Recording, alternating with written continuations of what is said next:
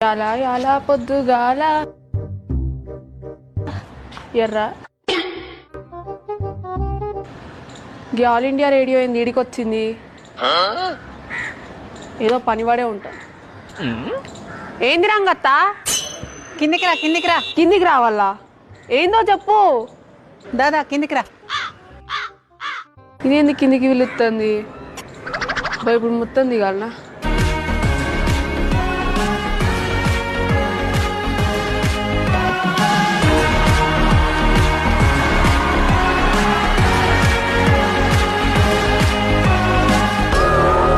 బాగున్నా అమ్మా?